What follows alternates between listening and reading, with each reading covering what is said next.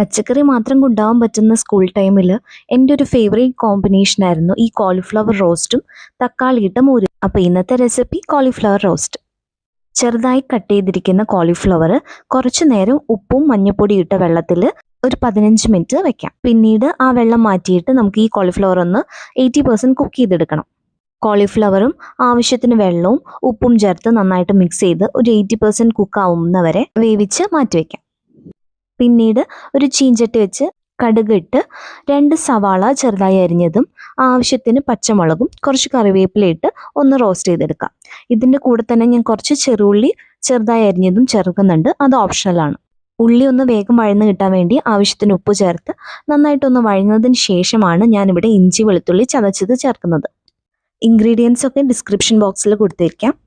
ഉള്ളിയുടെയൊക്കെ പച്ചമണം മാറി നന്നായിട്ടൊന്ന് റോസ്റ്റ് ആയതിനു ശേഷം ഒരു തക്കാളി ചെറുതായി കട്ട് ചെയ്തതും കൂടെ ചേർത്ത് വീണ്ടും നന്നായിട്ടൊന്ന് റോസ്റ്റ് ചെയ്യാം. തക്കാളി നന്നായിട്ട് വെന്ത് കിട്ടാൻ വേണ്ടി ഇതുപോലെ മൂടി വെച്ച് ഇടയ്ക്കൊന്ന് തുറന്ന് നമുക്ക് വീണ്ടും ഇളക്കി കൊടുത്തു കഴിഞ്ഞാൽ തക്കാളിയൊക്കെ നന്നായിട്ട് ഉടഞ്ഞു കിട്ടും. മസാലപ്പൊടികളായിട്ട് 1.5 ടേബിൾ സ്പൂൺ മല്ലിപ്പൊടി, 1 ടേബിൾ സ്പൂൺ മുളക് പൊടി, 1 ടീസ്പൂൺ കാശ്മീരി മുളകും, 1/4 ടീസ്പൂൺ മഞ്ഞൾപ്പൊടി ഇതെല്ലാം കൂടെ ഇട്ട് ഒന്ന് മിക്സ് ചെയ്തതിന് ശേഷം കുറച്ച് കുരുമുളക് പൊടി എരിവിന് ചേർക്കുന്നുണ്ട്. പിന്നെ 1 ടീസ്പൂൺ ഗരം മസാല.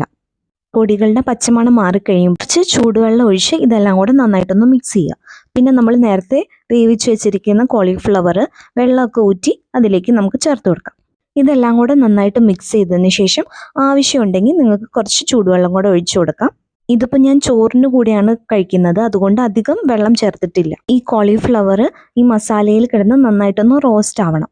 ഒരു 5 മുതൽ 8 മിനിറ്റ് വരെ ഞാനൊന്ന് മൂടി വെച്ച് ഇടയ്ക്ക് തുറന്നു കൊടുത്ത് ഇളക്കി കൊടുത്തിട്ടുണ്ട്.